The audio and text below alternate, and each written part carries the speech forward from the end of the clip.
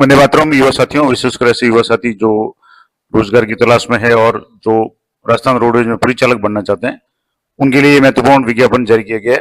राजस्थान कर्मचारी चयन बोर्ड जयपुर के द्वारा ये जो विज्ञप्ति जारी की गई है, जिसमें परिचालक सीधी भर्ती 2024 और इसके अंतर्गत परिचालक यानी रोडवेज में जो कंडक्टर के 500 पद है, जिसमें गैर अनुसूचित क्षेत्र यानी नॉन टीएसपी के 454 और अनुसूचित क्षेत्र यानी टीएसपी के 46 पद है।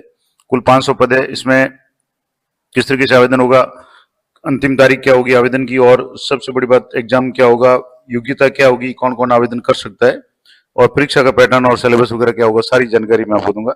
तो सबसे पहले तो ऑनलाइन जो विज्ञापन है वो आपको जो सीधे ही आप अपने एसओस आईडी में जाकर के कर सकते हैं, या RSSB यानी राजस्थान रेजिडेंट सेवा बोर्ड की जो वेबसाइट है उस पर जा करके क्लिक करेंगे तो वहां पे भी आपको एसओसओ पर रिडायरेक्ट किया जाएगा। और एसओसओ में जाने के बाद में आपको जो सिटीजन एप्स है, G2C गवर्नमेंट टू सिटीजन है, उसमें जाकर के आपको रिक्रूटमेंट पोर्टल पे जाना है और वहां जाने के बाद में आपको उस पर क्लिक करना है। ये सारा जो भी फॉर्म लगभग भरे जाते हैं वो इसी तरीके से भरे जाते हैं। अब इस बार भी इसमें भी OTR करना जरूरी है, यानी वन टाइम रजिस्ट्रेशन। अगर आपने पहले किसी भी परीक्षा का फॉर्म भरा है, राजस्थान रेजिडेंट सेवा बोर्ड की कोई भी परीक्षा अगर पहले आप कुछ महीनों पहले या कुछ दिनों पहले अगर फॉर्म आवेदन किया है तो आपने OTR किया होगा, तो आपको एक बार ही OTR करना है, दोबारा OTR करने की आवश्यकता नहीं है। और अगर मान लो OTR नहीं किया है तो आपको OTR करना है, वन टाइम रजिस्ट्रेशन करना है। और उसके बाद में फोटो है वो आपके 1 माह से पुराना नहीं हो, ये जरूर ध्यान रखें। और आवेदक को ऑनलाइन आवेदन में दृश्य चिन्ह विजिबल मार्क बनना अनिवार्य है, यानी आपकी जो भी पहचान वगैरह का कोई भी चिन्ह वगैरह वो भी बनना जरूरी है। इसके अलावा आधार कार्ड के द्वारा आपका सत्यापन होगा OTR के समय में। तो अगर OTR जनरेट करते हैं तो आधार कार्ड का उपयोग करते हैं, तो किसी और माध्यम की आवश्यकता नहीं होगी। और अगर OTR जनाधार से करते हैं तो उम्मीदवार को आवेदन पत्र में सत्यापन करना होगा कि मेरा स्वयं का आधार नंबर ये है और ये जानकारी जो भी है वो इस तरीके से। तो ये तो कुछ हो गए बात जो भी आवेदन की। अगर आधार कार्ड नहीं है तो आपको मूल प्रमाण पत्र जो है वो, इसके अलावा 10वीं की मार्क लिस्ट वगैरह है, डिजी लॉकर से भी आप वहाँ शो कर सकते हैं या उसको लिंक कर सकते हैं। तो ये कुछ इंपॉर्टेंट बातें है आवेदन के संबंध में। अब इसके संबंध में जो भी और भी कोई अगर आगे डिटेल होगी तो मैं आपको बता दूंगा। और आवेदन आप भरने के बाद में उसका जो एप्लीकेशन आईडी है वो जरूर नोट कर लें, तभी आपका आवेदन है वो भरा हुआ माना जाएगा, ये जरूर ध्यान रखें। वन टाइम रजिस्ट्रेशन यानी पंजीयन शुल्क है, अगर आप एक बार OTR कर चुके तो दोबारा करने की जरूरत नहीं है। लेकिन अगर पहली बार आप OTR कर रहे हैं तो आपको पहली बार सामान्य वर्ग और क्रीमी लेयर OBC और अति पिछड़ा वर्ग के जो भी सामान्य अभ्यर्थी है उनके लिए 600 रुपए, और राजस्थान के नॉन क्रीमी लेयर OBC और अति पिछड़ा वर्ग आर्थिक यानी SBC EWS अनुसूचित जाति जनजाति इन सभी के लिए 400 रुपए, और समस्त दिव्यांगजन है उनके लिए भी 400 रुपए आवेदन है। और ये एक बार ही पंजीयन शुल्क है, यानी वन टाइम रजिस्ट्रेशन है, वन टाइम ही आपको ये भरना पड़ेगा। अगर आप पहले OTR कर चुके हैं तो आपको दोबारा सीधा फॉर्म भरा जाएगा, उसमें आपको फीस भरने की जमा करने की कोई आवश्यकता नहीं है।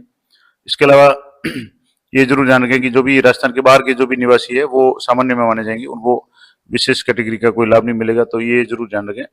अब जो परिचालक के जो पद है उसमें आरक्षण किस तरीके से है, तो जैसे 454 जो पद है उसमें से सामान्य के जो पद है, सामान्य के 109 है, सामान्य महिला के 31 है, विधवा के 12 और परित्यक्ता के 3 पद है। इसी तरीके से अनुसूचित जाति जनजाति अति पिछड़ा वर्ग अन्य पिछड़ा वर्ग EWS सामान्य वगैरह विधवा परित्यक्ता वगैरह इस तरीके से ये सारी पोस्ट हैं। इसके अलावा जो नॉन TSP का भी है, हॉरिजॉन्टल जो है जिसमें विभागीय कर्मचारियों के लिए 2% 9 सीटें रिजर्व है, दिव्यांगजनों के लिए 17 सीटें और भूतपूर्व सैनिकों के लिए भी यहाँ जो सीटें हैं वो यहाँ दी हुई है, उत्कृष्ट खिलाड़ी के लिए भी दी हुई है। तो अगर आप इस कैटेगरी में किसी में आते हैं तो उसको सर्टिफिकेट आप जरूर लगाएं। अब बात करेंगे क्या क्या विशेष प्रावधान है। तो जैसे जो भी आरक्षण का लाभ है अनुसूचित जनजाति या अति पिछड़ा वर्ग आर्थिक रूप से कमजोर वर्ग, जैसा भी गवर्नमेंट द्वारा निर्धारित लाभ है आरक्षण का वो दिया जाएगा, उसके अनुसार सीटें भी यहाँ रिजर्व आपको दिख जाएगी, आप पूरा डिवाइडेशन दिया हुआ है। और इसके अलावा और इम्पोर्टेंट बातें मैं आपको बता दूं कि जैसे जो सर्टिफिकेट वगैरह है OBC वगैरह के, या तो वो आप नियमानुसार जितनी वैलिडिटी होती है उसी के अनुसार आप जरूर ध्यान रखें। भूतपूर्व सैनिकों को भी नियमानुसार जो भी आरक्षण है वो दिया होगा। अब यहाँ भूतपूर्व सैनिकों के आश्रितों को भूतपूर्व सैनिकों के लिए आरक्षित पदों का लाभ देनी होगा, और भूतपूर्व सैनिक में प्रतिरक्षा जिसमें थल सेना व जल सेना वायु सेना के सेवाओं से सेवा मुक्ति के समय आवेदन का जो चरित्र रक्षा का कम से कम सर्टिफिकेट होना जरूरी है, और अन्य जो भी सेवा मुक्ति दस्तावेज वगैरह है वो भी होने चाहिए।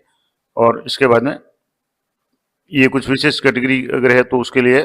बाकी सामान्य रूप से उत्कृष्ट खिलाड़ी है उनके लिए भी 2% आरक्षित है।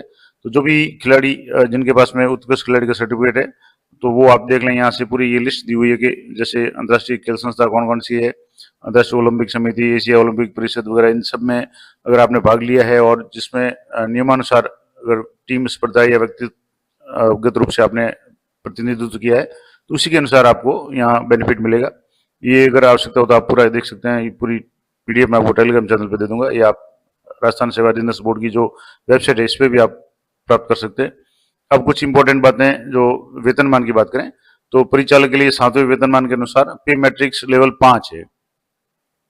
अब पे मैट्रिक 5 का क्या मतलब हुआ, और परिवीक्षा काल में मासिक नियत पारिश्रमिक यानी L5 दे होगा, यानी फिक्स पेमेंट होगा, और 2 साल का परिवीक्षा काल पूरा होने के बाद में आपको जो पूरा वेतन है वो मिलेगा। तो अब जैसे L5 की बात करें तो लेवल 5 का मतलब हो गया कि जब आप 2 साल का प्रोबेशन पूरा होगा तो आपकी शुरुआत 20,800 से होगी, यानी जो आपका पहला जो पेमेंट होगा वो 20,800 होगा। यहाँ से जैसे L5 की बात करें तो शुरुआती पेमेंट 20,500 होगा। उसके बाद में इसके साथ में जैसे 53% डी, 10% HRA मिला करके ये आपको वेतन मिलेगा, और 2 साल तक प्रोबेशन में आपको L5 का मतलब हुआ 14,600।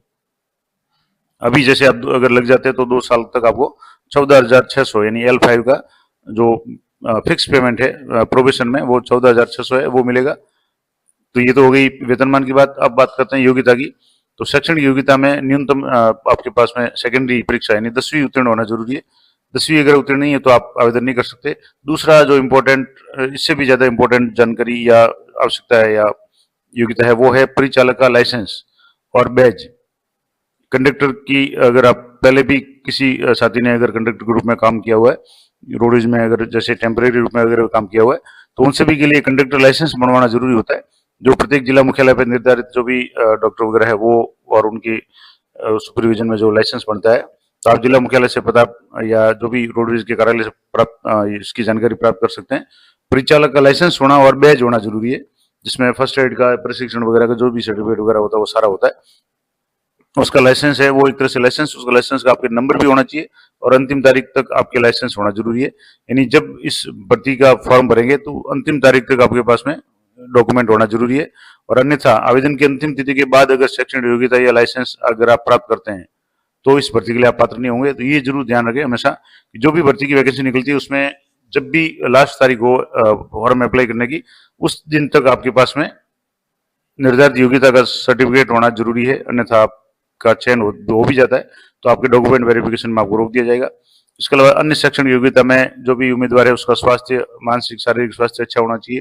तो ये सामान्य सी बात है कि फिटनेस, मेडिकल फिटनेस आपको देना पड़ेगा, और इसके अलावा चयन होने पर आपको जो आरोग्य प्रमाण पत्र यानी देना पड़ेगा। चरित्र है तो चरित्र भी अच्छा होना चाहिए, और आपका जो भी अंतिम शिक्षा प्राप्त की हो वहाँ का करेक्टर सर्टिफिकेट भी आपके पास होना चाहिए। और जब आपका सिलेक्शन हो जाता है, या मेन तो सिलेक्शन पे ही मानते हैं, तो 2 उत्तरदायी व्यक्तियों का प्रमाण पत्र चरित्र वाला वो भी आपको प्रस्तुत करना पड़ेगा।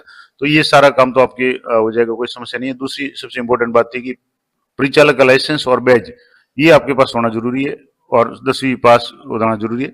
राष्ट्रीयता की बात करें तो भारत के नागरिक, नेपाल के, भूटान के, ये सारे जो भी फॉर्म भर सकते हैं। अब जो इम्पोर्टेंट बात करेंगे आयु की, तो आयु सीमा में आवेदक 1 जनवरी 2026 को 18 साल की आयु प्राप्त कर चुका हो, यानी जनवरी 26 तक आपके पास में 18 साल की आयु हो जानी चाहिए, और 40 वर्ष का नहीं हुआ हो, यानी मैक्सिमम आयु 40 वर्ष है। हालांकि नियमानुसार जो भी छूट है वो दी होगी। और इसके अलावा जैसे इसमें एक और इम्पोर्टेंट बात लिखी हुई है कि जो आयु की गणना है वो आगामी जनवरी माह से की जाएगी, यानी 1/1/2026 से की जाएगी। परंतु निगम की अधिसूचना 13/7/2010 के अनुसार यदि कोई प्रत्याशी किसी वर्ष में भर्ती हेतु निर्धारित आयु रखता है और उस वर्ष भर्ती नहीं होती है तो अगली भर्ती हेतु आयु के लिए पात्र माना जाएगा, यदि अधिकतम ऊपरी सीमा 3 वर्ष से अधिक नहीं हुई हो। तो जैसे मान लो अभी लेटेस्ट में कोई भर्ती नहीं आई है तो आपको 1-2 साल की छूट उसमें मिल जाएगी। इसके अलावा आयु सीमा में सामान्य वर्ग की जो महिला है उनको 5 साल की एक्स्ट्रा छूट दी जाएगी। ये सारी जो छूट है वो अधिकतम आयु सीमा में, न्यूनतम में नहीं है। तो उच्चतम आयु सीमा में 5 वर्ष, यानी महिलाएं हैं, सामान्य महिलाएं वो 45 वर्ष तक आवेदन कर सकती है। अनुसूचित जाति, जनजाति, अन्य पिछड़ा वर्ग, ईडब्ल्यूएस की जो भी पुरुष है उनको भी 5 साल की छूट मिलेगी, यानी 45 साल तक आवेदन कर सकते हैं।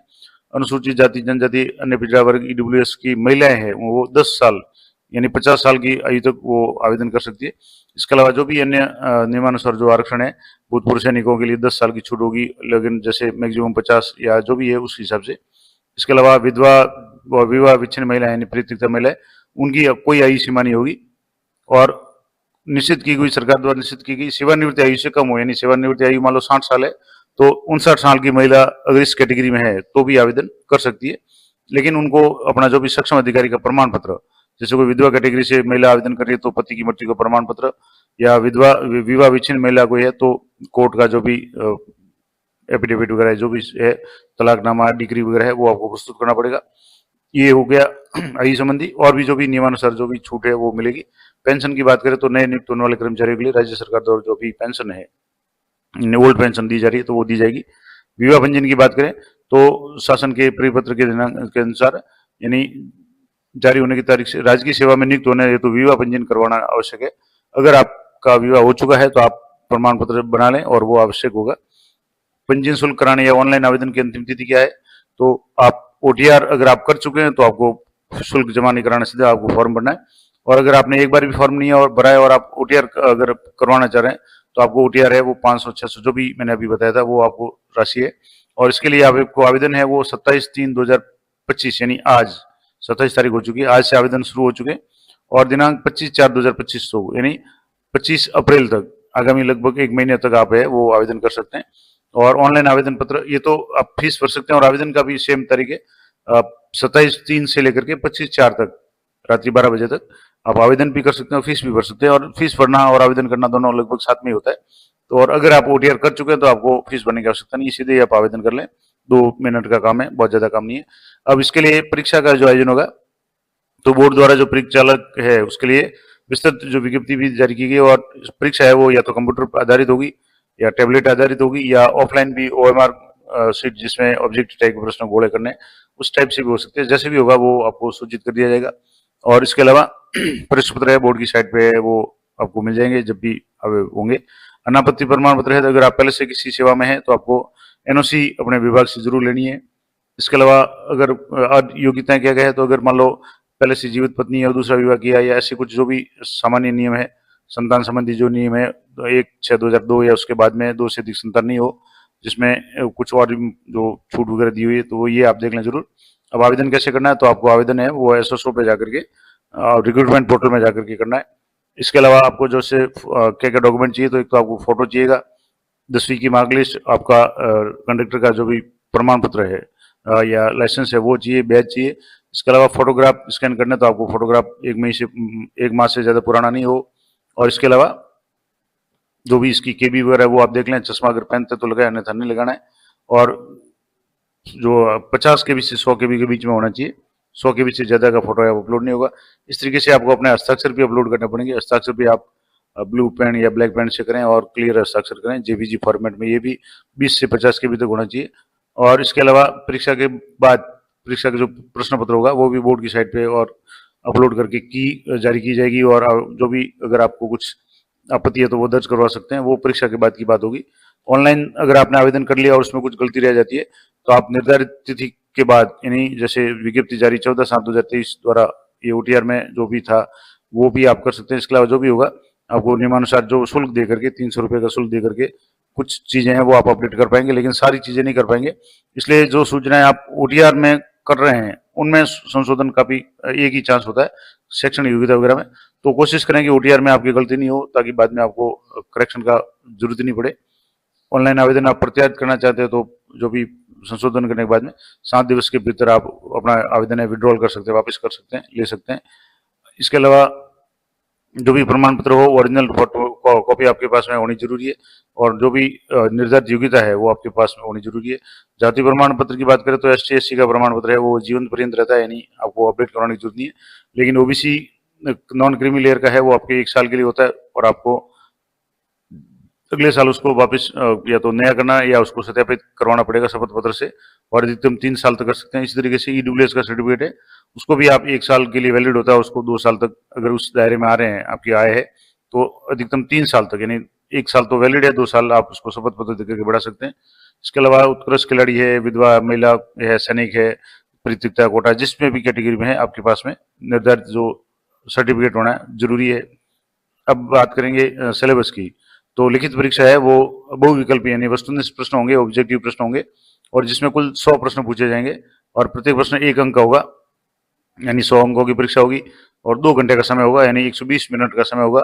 सभी प्रश्न जरूरी होंगे और नेगेटिव मार्किंग नहीं होगी। अब सिलेबस में है तो जैसे राजस्थान का सामान्य ज्ञान है, जिसमें राजस्थान स्थिति, जिले, संस्कृति, त्योहार, रीति रिवाज, इतिहास, भौगोलिक स्थितियां, मौसम, खनिज, फसलें वगैरह, यातायात नियम, क्योंकि ये रोडवेज कंडक्टर से संबंधित है, तो यातायात नियम और प्राथमिक उपचार, ये आप जरूर इस पर गौर करें। प्राथमिक उपचार और आपातकालीन स्थितियां जो खासकर आपको जो आगे जाकर के काम करना है, उससे संबंधित ये प्रश्न जरूर पूछे जाएंगे। गणित तो सामान्य गणित जो 10वीं तक की है, जोड़, बाकी, गुणा, भाग, लाभ, हानि, औसत, प्रतिशत, अनुपात, समानुपात है। समसामयिक घटनाक्रम, जीके, आपको करंट। इंग्लिश में आपको जनरल इंग्लिश है, जैसे ट्रांसलेशन है, सिंगुलर प्लूरल है, यानी एक वचन बहुवचन, ऑपोजिट है, अनसीन पैसेज है, टेंस है, वर्ब और करेक्ट इनकरेक्ट स्पेलिंग वगैरह है। तो ये 10वीं तक की गणित है। इसके अलावा 10वीं तक की हिंदी है, जिसमें शुद्ध अशुद्ध जो शब्द है, वाक्यों का संशोधन है, वर्तनी, संधि है, विच्छेद, उपसर्ग, प्रत्यय, मुहावरे, लोकोक्तियां। इसके अलावा पर्यायवाची शब्द, विलोम शब्द है, हिंदी अनुवाद वगैरह सामान्य जो है वो है। इसके अलावा जो भी बुकलेट होगी, इसमें आपके 5 जो ऑप्शन आएंगे, 4 ऑप्शन तो ए बी सी डी होंगे और ई ऑप्शन है, इनमें से कोई नहीं होगा, तो वो भी सारे प्रश्न आपको करने हैं, यानी किसी भी एक पे आपको गुणा करना जरूरी है। और अगर आप गुणा नहीं करते हैं और प्रश्न खाली छोड़ देते तो आपके नंबर है वो कटेंगे। ये नया नियम है, आपको पता होगा। तो ये पूरी डिटेल मैंने आपको बता दी। तो ये थी रोडवेज के लिए महत्वपूर्ण जानकारी, या रोडवेज कंडक्टर में आप अगर आवेदन करना चाहते हैं तो 500 पदों के लिए विज्ञप्ति निकली है। 1 महीने का समय है, 27/3 से लेकर के 25/4 तक आप आवेदन कर सकते हैं। और निर्धारित शैक्षणिक योग्यता अगर 10वीं पास है और आपके पास में रोडवेज कंडक्टर का जो सर्टिफिकेट है, लाइसेंस है और बैज है, तो आप आवेदन कर सकते हैं। परीक्षा होगी, परीक्षा का मैंने पूरा डिटेल बता दिया। तो आशा करता हूँ ये सारी जानकारी आपके लिए उपयोगी रहेगी। इस तरह की लेटेस्ट और अपडेट जानकारी के लिए चैनल पर बने रहें। मिलते हैं नेक्स्ट वीडियो में, तब तक जय हिंद, जय भारत।